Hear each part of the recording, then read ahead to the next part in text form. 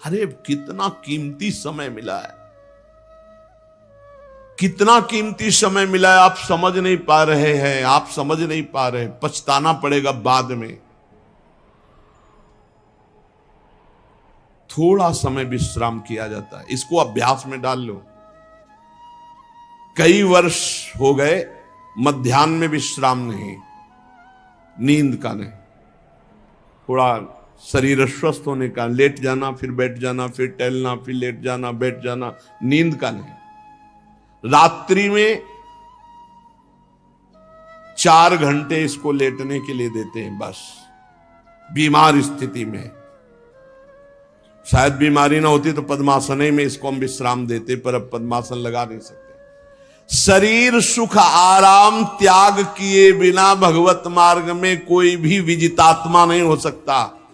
रगड़ो, इस शरीर को रगड़ो। हाथ में माला है या काउंटर है, टहल रहे हैं, जब नींद आ रही टहल रहे हैं, सिर्फ 4-5 घंटे शयन के लिए दीजिए। क्या कर पाओगे आगे? यही अवस्थाएं हैं, नवयुवक अवस्था। इसी पर विजय प्राप्त करो, नींद आदि पर, भोजन पर, नींद पर। जानबूझकर 1-2 दिन भोजन छोड़कर भजन पड़े नहीं रहना, कोई जान न पावे कि आप भोजन नहीं किए। पूरी दिनचर्या ज्यों की त्यों होनी चाहिए। जिद्दी स्वभाव, परमार्थ के पथिक का जिद्दी स्वभाव, आराम त्यागी स्वभाव। और शरीर को जैसा बना लो प्रभु वैसे ही है, इसमें जड़ है, कोई अंतर नहीं पड़ता है। रात में सो, दिन में 4 घंटा सोने का अभ्यास बना लो, दिन में सोते रहो। अभ्यास है, चाहे जगने का बना लो चाहे सोने का। आधा आधा कवल रोज बढ़ाते चले जाओ, भोजन आते फैलती चली जाएंगी।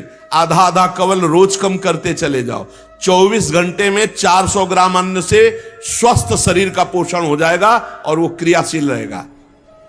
400 ग्राम अन्न से काहे को बर्बाद कर रहे हो? आते बढ़ाते चले जा रहे हो। इसको कम करो,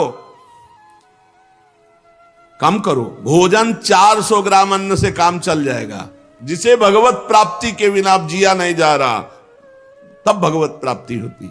ये शरीर सुख आराम के त्यागने की, हमें बहुत समय बर्बाद मत करो, समय बर्बाद मत। भोजन कर रहे हो, नाम जब चल रहा है, अंदर पद चल रहा है।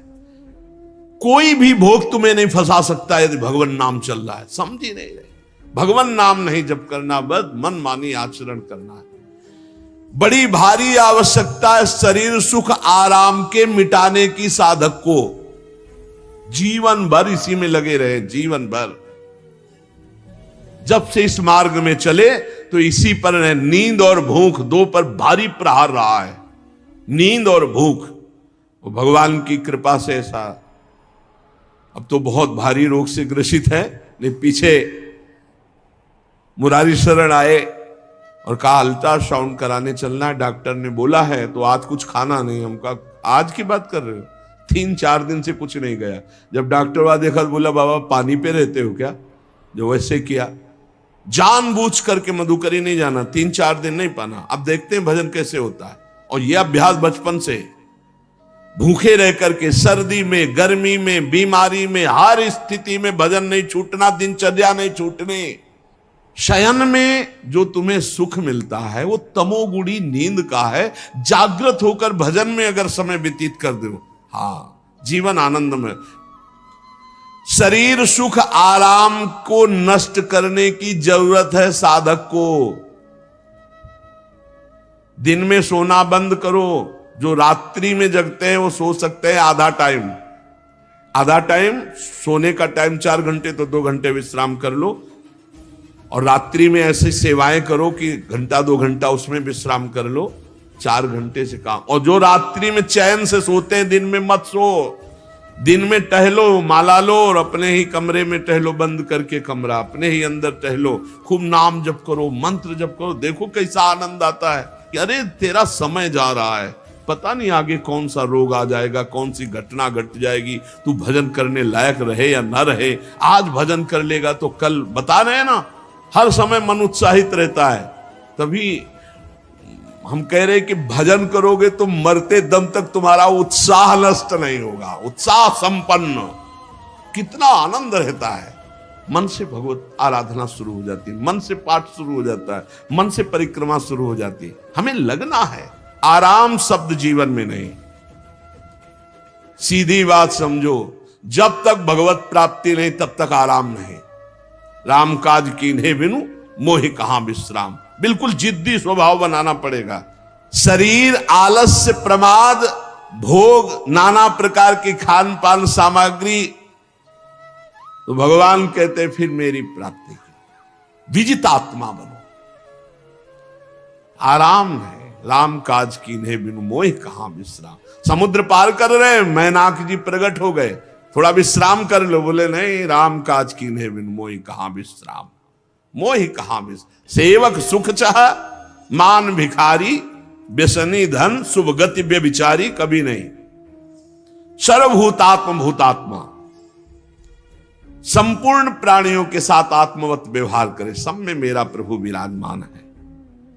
जैसे हमारे किसी शरीर के अंग में चोट लग जाए तो हमें ही लगती है, ऐसे संपूर्ण चराचर जगत में जब हम किसी को दुखी देखे तो हमारा हृदय दुखी हो जाए। कैसे इसके दुख को, इसे सर्वभूतात्म भूतात्मा कहते हैं।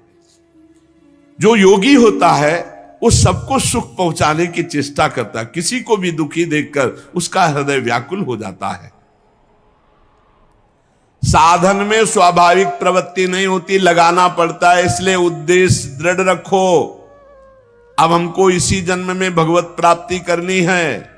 हम प्रियालाल की शरण में हैं। हमारा एक एक मिनट बड़ा कीमती है। हर मिनट में, हर सेकंड में हमें नाम जप करना है और प्रभु के भरोसे रहना है। कम सोना है, कम खाना है, कम बोलना है। 3 बातें पकड़ो।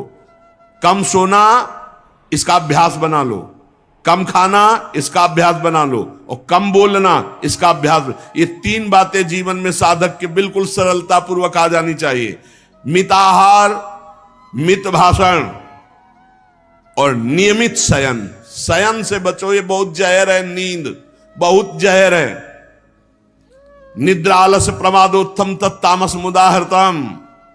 इसको एक सीमा में बांध दो। 3 घंटे, 4 घंटे, 5 घंटे, बस 24 घंटे माला, काउंटर, वाणी, सेवा, टहल रहे हैं। सो नहीं सकते, आराम नहीं कर सकते, नहीं कर सकते। ये अभ्यास बनाओ तभी आगे बढ़ पाओगे। सत्संग रोज सुनते हो, देखो तुम्हें जो डांट लगती है, तुम्हें बहुत प्यार करते हैं। प्रभु बहुत प्यार करते हैं, इसलिए डांट लगवा रहे हैं, इसलिए आपको सत्संग सुना रहे हैं। ये जीवन सार्थक कर लो, नहीं तो बहुत पछताना होगा। हम पशु पक्षी के जीवन में साधना नहीं कर पाएंगे। कैसे? हमारा चिंतन बदले। भगवान ने अगला शब्द का मदगत प्राणा। प्राण जिसके मेरे में समर्पित है। प्राण समर्पित का मतलब है प्राण वायु को लेकर प्रधान है। भोजन न मिले, जल न मिले तो भी हम जीवित रह सकते हैं काफी समय तक, क्योंकि प्राण वायु। प्राण बलवान पुष्ट होते हैं अन्न और जल से, लेकिन प्राणों की सत्ता वायु से है। ये जो श्वास प्रश्वास है, भोजन हमें 4-6 दिन न मिले तो आराम से दिनचर्या चल सकती है। पानी 8-10 दिन न मिले तो भी दिनचर्या चल सकती है। ऐसा नहीं कि मर जाएंगे, लेकिन 2 मिनट वायु ना मिले तो मर जाएंगे। 2 मिनट वायु ना मिले तो प्राण नष्ट हो। प्राण का सीधा संबंध वायु श्वासों से है। और प्रभु को प्राण समर्पित करने का मतलब हर श्वास नाम जप करना। मदगत प्राणा। हम पानी भी पिएंगे, भोजन भी पाएंगे तो प्रभु को समर्पित करके और हर श्वास नाम जप करेंगे तो ये मदगत प्राणा होगा। मत चित्ता, निरंतर चिंतन करने के लिए हमें प्राणों को समर्पित करना होगा। हमारे प्राण समर्पित हैं, हम प्रसाद के द्वारा प्राणों का पोषण करेंगे और हर श्वास प्रश्वास में नाम जप। श्वास ऊपर गई तो नाम जप, श्वास नीचे गई तो नाम जप। बोधयंता परस्परम। यदि हम किसी से बात करेंगे तो अपने प्रभु की चर्चा करेंगे।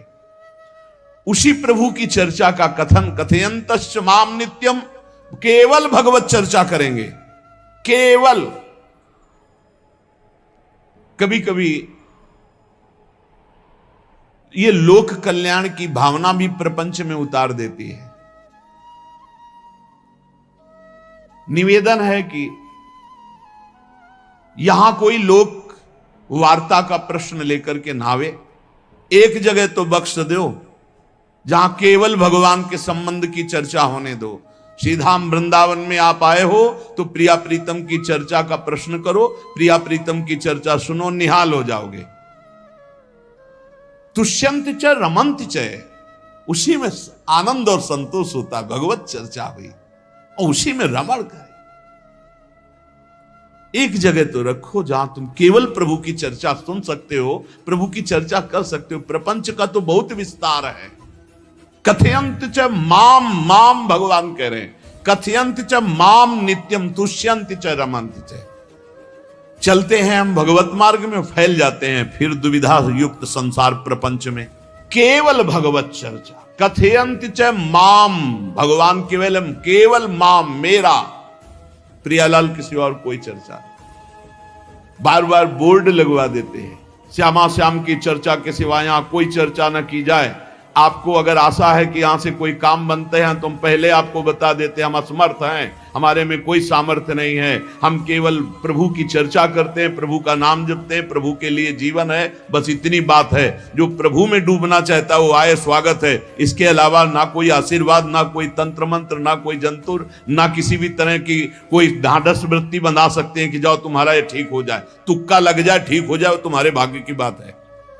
यहां से कोई चमत्कार नहीं, यहां एक ही चमत्कार है, मलिन मन को श्री भगवान में लगा देना, जीवन को जीवन मुक्त अवस्था में पहुंचा देना। निर्विकारता की स्थिति प्राप्त करने के लिए साधु समागम है। भगवान का आदेश है, यदि मुझे अनुभव करना चाहते हो, इसी जन्म में परमानंद की प्राप्ति करना चाहते हो तो मय्येव मन आदत्स्वम मयि बुद्धिम निवेश है। कैसे करोगे? तो भगवान कह रहे मत चित्ता, मेरे में चित्त लगाओ। चित्त कैसे लगेगा? चूंकि हम प्राणों से बहुत प्यार करते, देह प्राण ते प्रिय कछु नाही, इसलिए भगवान को कहना पड़ा प्राण मेरे को समर्पित करो।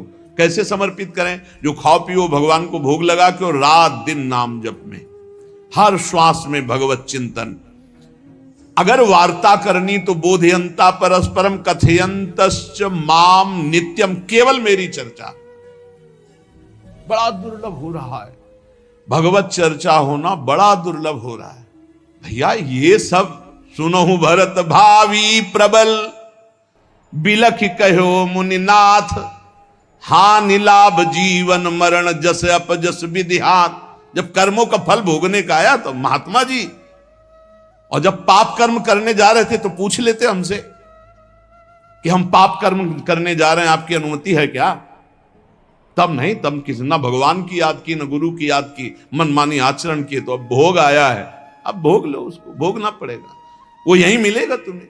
पति पत्नी परिवार संसार मित्र, इन्हीं में सब कलह अशांति मारपीट नाना प्रकार का। अरे पूछो मत, भगवान के चरणों का जब तक आश्रय नहीं लोगे तो यहां का ये प्रेम विवाह, यहां का प्रेम तुम्हें शांति प्रदान नहीं कर सकता। भगवत भाव रखोगे, हर परिस्थिति को शांति पूर्वक निर्वाह। ये जीवन काटना भी एक कला है।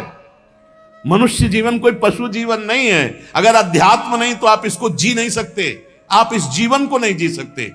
अशांत रहोगे, क्लेशित रहोगे, परेशान रहोगे। जीवन की कला है द्वंद्वों में समता, संपूर्ण जगत में रहते हुए ममता रहित हो जाना, संपूर्ण क्रियाएं करते हुए अहंकार रहित हो जाना, अभी जीवन मुक्तता का आनंद आ जाए। तो मच्चित्ता मदगत प्राणा बोधयंता परस्परम कथयंत च माम नित्यम तुष्यंत च रमंत च। हमारा उद्देश्य भगवत प्राप्ति का है। जो भगवत संबंध से भगवत प्राप्ति करना चाहता है उसके लिए दरबार खुला है, फ्री है, कोई फीस नहीं है, कोई शर्त नहीं है। तुम कौन हो, कहां के हो, कोई मतलब नहीं। आपका केवल संबंध भगवान के संबंध से वार्ता होगी तो यहां हो सकती है। इसलिए सावधानी होकर हमारे समय को निरर्थक ना किया जाए। बहुत कीमती समय, जब प्रश्न होता है तो फिर उस पर चर्चा करनी ही होती है। हमें सिर्फ भगवान का आदेश है, कथयंतश्च माम नित्यम तुष्यन्ति च रमन्ति च। उसी में संतोष करना, उसी में रमण करना है। हमारा भरण पोषण श्री प्रिया जी से होता है, किसी व्यक्ति से नहीं होता है। हमारे यहां श्री श्यामा श्याम विराजमान है, उनका पूरा जगत है।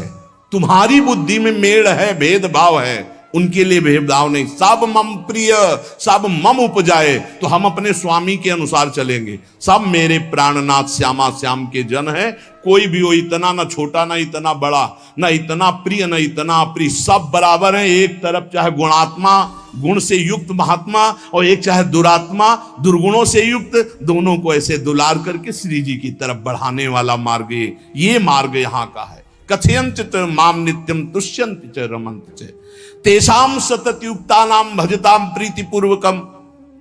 जो सतत प्रेम पूर्वक मेरा भजन करता है, भगवान करे ददामि बुद्धि योगम तम, उसकी बुद्धि का योग मैं करा देता हूं। ये खास बात हुई, लगाने की चेष्टा हमने की मन बुद्धि को, और भगवान आकर मन बुद्धि में विराजमान हो गए।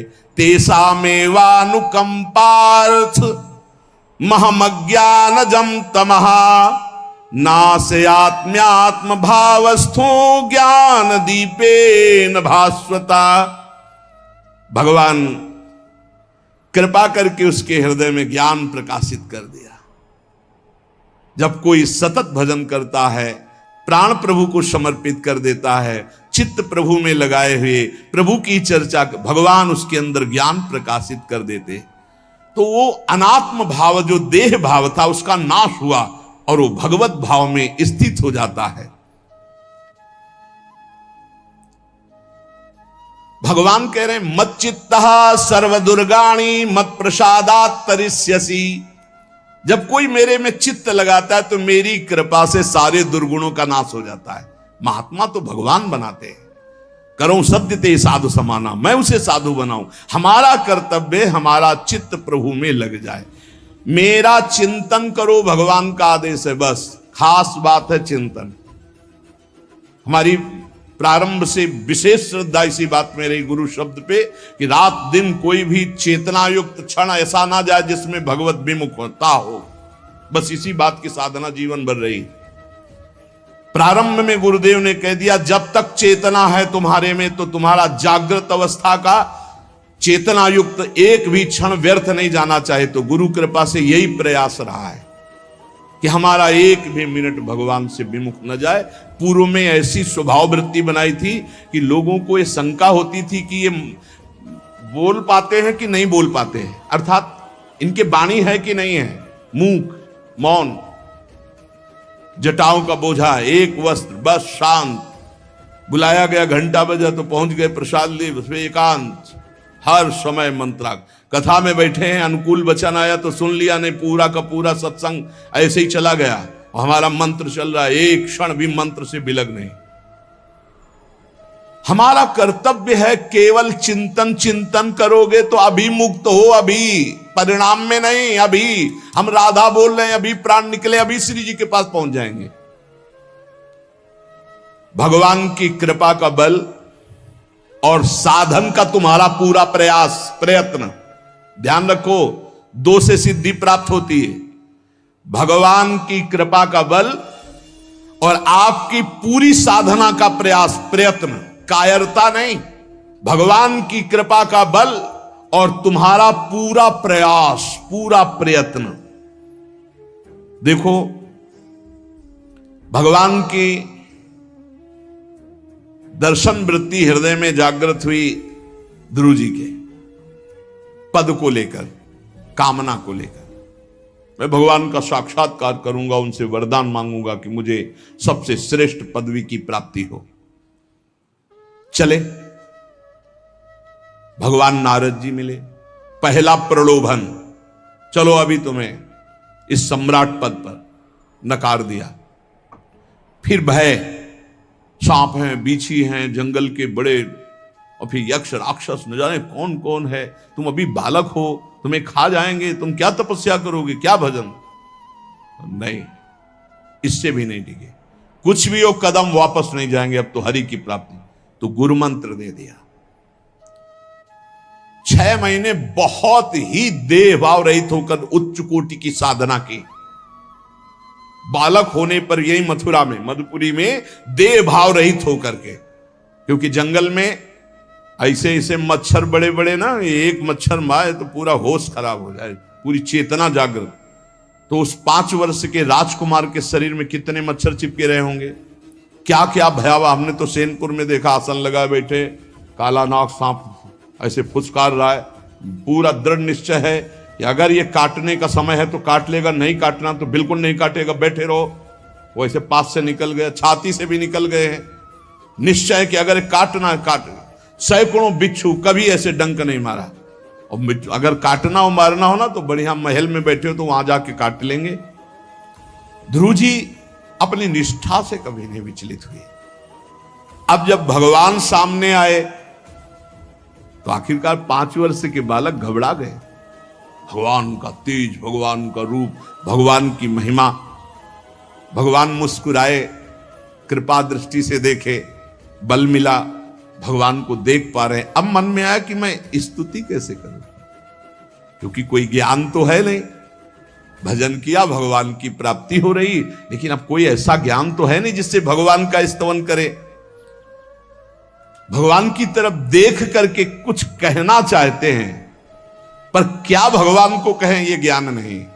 तो भगवान ने अपने ज्ञान स्वरूप शंख का गुरु जी के कपोल पे स्पर्श करा दिया।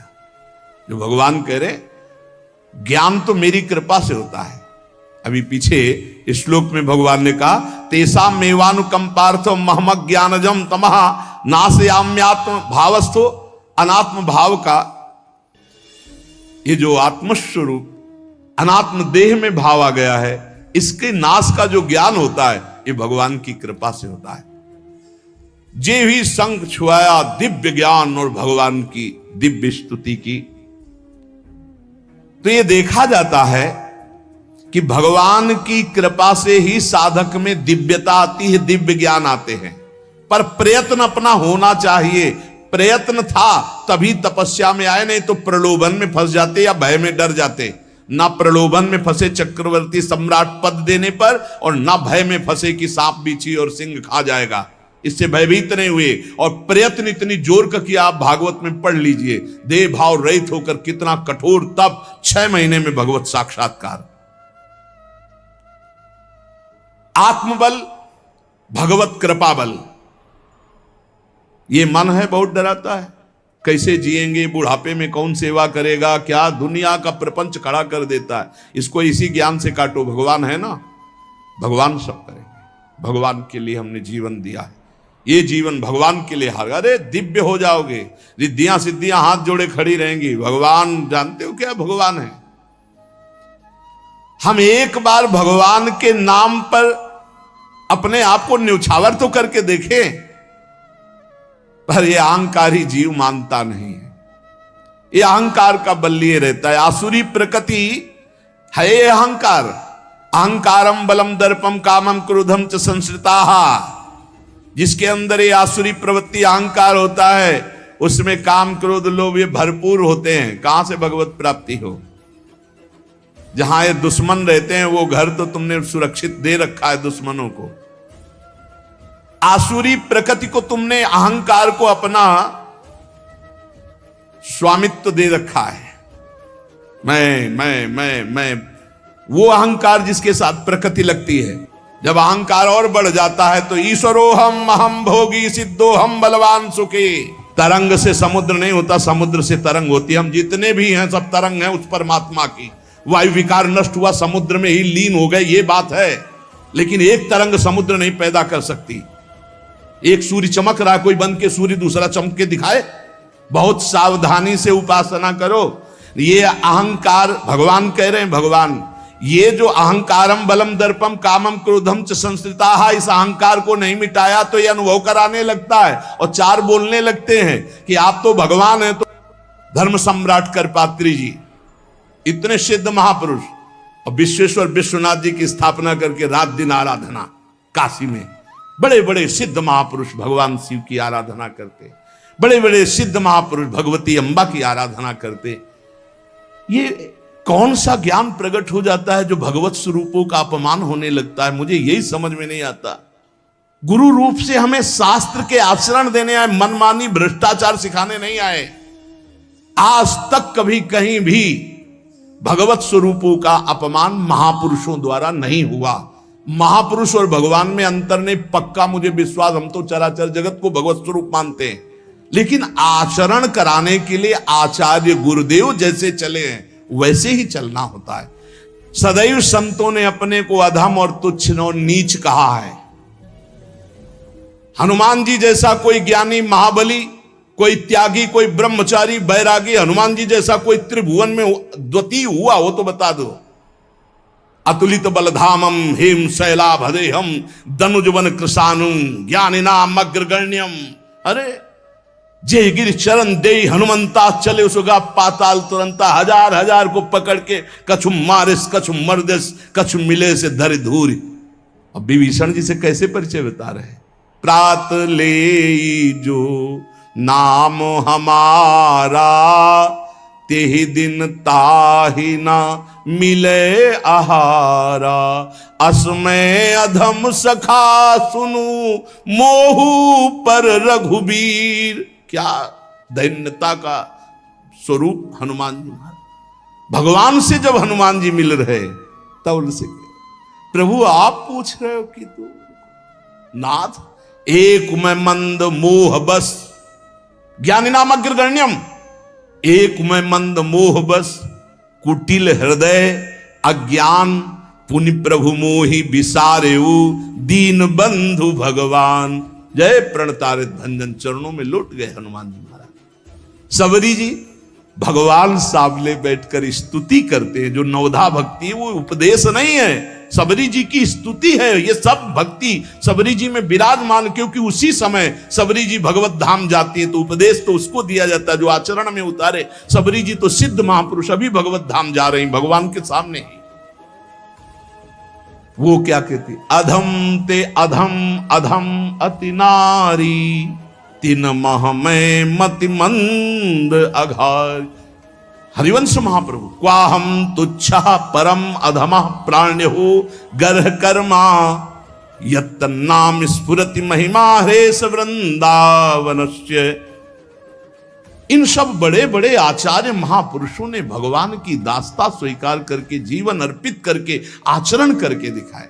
जहां ये आसुरी अहंकार होता है तो ईश्वरोहम महम भोगी सिद्धोहम बलवान, ये सिद्धावस्था नहीं है, ये तमोगुणी आसुरी अहंकार का परिणाम है जो ये दिखाई देता है भगवत स्वरूपों का अपमान करके। नहीं, यद्यपि अभेद है वो महापुरुष शिव और वो अभेद है, पर आचरण जब करेगा तो स्वामी और सेवक का करेगा।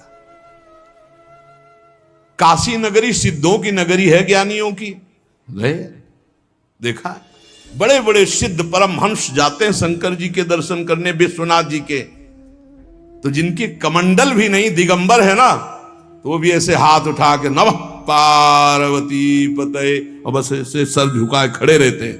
जल भी नहीं है, पत्र भी नहीं है, ऐसे वो हम सब खड़े खड़े घंटों खड़े रहते। तो वहां के शिव पार्षदों से ऐसा करुणा में प्रेम हो गया था कि वो हमें नहीं हटाते थे, तो एक कोने में घंटों खड़े रहते थे और दर्शन करते रहते थे भगवान विश्वनाथ जी। तो जैसे ऐसे अवधूत आते, न कोई जल का कमंडल है, न कोई पत्र है, न पुष्प, नजदीक गए और नमः पार्वती पते हार हार महादेव, बस सर झुका, ये है। और स्वयं शिव स्वरूप है, इतना अंतर नहीं ब्रह्मबोध में। भक्तों में भी कभी कभी आम प्रकट होता है, वो वाणी से आपको दिखाई देगा लेकिन वो आसुरी अहंकार नहीं होता। ध्यान रखना, ये उनका भागवतिक बल होता है, ये आसुरी अहंकार नहीं होता। जैसे जनक जी की सभा लगी हुई है, भगवान श्री राम लक्ष्मण जी विराजमान है विश्वामित्र जी के समीप बड़े सौम्य भाव से। जनक जी महाराज ने देखा कि बड़े बड़े वीर आए पर धनुष यज्ञ में धनुष को अजगों को कोई उठा ही नहीं पाया, खंडन की तो बात जाने दो। रावण बाणासुर आए, आरती प्रणाम करके चले गए। अब आशा ही खत्म हो गई, कोई उठाने वाला ही नहीं, तो उन्होंने कहा वीर विहीन मही मैं जानी। अब मैं आज जान गया कि पृथ्वी वीरों से रहित हो गई। अगर मैं ऐसा जानता कि इस भूमंडल में कोई वीर ही नहीं अजगों का खंडन करने वाला, तो मैं ऐसा प्रण नहीं लेता, मेरी जान की कुंवारी रह जाएगी। ऐसे विकल होके वीर विहीन मही मैं जानी। जनक जी ने इतनी बात जे ही कही तो लक्ष्मण जी कूद पड़े सिंह शावक की तरह उछलकर और कहा कि जहां रघुकुल भूषण भगवान श्री राम विराजमान हो जनक, ये बड़ी तुमने निराशापूर्ण बात कैसे कह दी? तुमने ऐसी बात कह दी जहां रघुकुल भूषण भगवान श्री राम विराजमान है। ताल ठोकी और कहा अगर इनका इशारा हो जाए, समझो, जो तुम्हारी अनुशासन पाओ, कंदुकियू ब्रह्मांड उठाओ, काचे घट जिमी डारो फोरी, सकऊं मेरु मूलक जिमी तोरी, कमल नाल जिमी चाप चढ़ाऊं, जो जन सत प्रमाण ले धाऊं। हे जनक, जहां रघुनाथ जी विराजमान होते वहां ऐसी बात नहीं कहते। तुमने ऐसी बात कैसे कह दी? अगर मेरे स्वामी का आदेश हो जाए अभी तो पूरे ब्रह्मांड को कच्चे घड़े की तरह तोड़ दूं। ये अजगौ पुराना 100 योजन एक बार में दौड़ते हुए जाऊं और इसको ऐसे कमल लाल की तरह तोड़ दूं, मेरे स्वामी का आदेश हो। यह अहंकार नहीं है। पहली बात कही, जो तुम्हार अनुशासन पावो, अगर मेरे प्रभु श्री राम की आज्ञा हो जाए। और लक्ष्मण जी ने एक बात और कही कि तोरो छत्रक दंड जिमि तव प्रताप बलनाथ, आज के बाद कभी धनुष स्पर्श नहीं करूंगा यदि मेरी बात झूठी हो जाए। आपके प्रताप से इसे बरसाती छत्ते की तरह तोड़ दूं इस अजगौ को, अगर आपका आदेश हो। तव प्रताप बलनाथ, यह अहंकार नहीं है, यह भक्त का भगवत प्रताप है। दशानन कह रहा है, अरे मुझे क्या भय, तेरी सभा में अगर कोई वीर हो तो मेरा पैर उठा दे। मैं राम जी का एक छोटा सा सेवक हूं, तू मेरे प्रभु को बार बार मनुष्य कह रहा है, मैं जिनका सेवक हूं। तेरी सभा में तू जो अपने सभा बलों के बल पर बलवान होकर कहता है कि ये सब आहार है, तो मैं उनका एक छोटा सा दूत हूं। अगर कोई मेरा पैर उठा दे तो जानकी जी को राम जी हार जाएंगे, वापस चले जाएंगे। राम प्रताप सुमिरपन रूपा। सभा में पैर हाहाकार मच गया। जब स्वयं दशानन उठा, मारा घूसा, 4 मुकुट राम जी के चरणों में गिरे। राम जी के चरणों में झुक, तब तेर बचेगा, मेरे चरणों में झुकने से नहीं। कोई उठा नहीं पाया। ये अंगत का अहंकार नहीं, ये भक्त का भगवत प्रताप होता है। राम प्रताप सुमेरी पर्ण रूपा। राम प्रताप, हरिवंश प्रताप ही जानत है, हरिवंश प्रबोध प्रमाणत है, हरिवंश सर्वस्व है तिनके, सुख संपत्ति दंपति जो जिनके। लक्ष्मण जी कह रहे, सकऊं मेरु मूलक जिमि तोरी, जैसे मूली तोड़ दिया जाता 4 लाख योजन का सोने का पहाड़ सुमेरु, ऐसे उखाड़ के तोड़ के फेंक दूं। भगवान अपार सामर्थ्यशाली, और जो भगवान में चित्त जोड़े अपार सामर्थ्यशाली। हम लोग कभी कभी अहंकार और प्रताप के भेद को नहीं समझ पाते। महापुरुषों में अहंकार नहीं होता, वो भगवत प्रताप होता है। जो आसुरी अहंकार है वो तो भगवान की शरणागति से नष्ट हो जाता है। भगवान का प्रताप भक्तों के जीवन में उदय होता है। भगवान बहुत कृपालु हैं, बड़ी करुणा की है, अपना मार्ग हमें देने के लिए सत्संग दे रहे हैं। कथन श्रवण का सौभाग्य मिला है। इसी जन्म में हमें भगवत प्राप्ति करनी है। अपार बलशाली माया को परास्त करने का बल केवल भगवान की कृपा से प्राप्त होता है। इसलिए नाम जप करो, भगवत लीला गायन गुणगान करो और भगवान से प्रार्थना करो कि मेरा अहंकार आपके चरणों में समर्पित हो जाए। सारा दोष इसी अहंकार का है। ये संस्कृति मूल शूल प्रद नाना, सकल शोक दायक अभिमाना, ताते करें कृपा निधि दूरी, सेवक पर ममता अति भूरी। हमारे ऊपर बहुत प्यार है प्रभु का, हम उस प्यार के बल से अहंकार को प्रभु के चरणों में समर्पित करके इसी जन्म में जीवन मुक्त हो जाए। शेष चर्चा आगे। श्री राधा वल्लभ लाल की जय।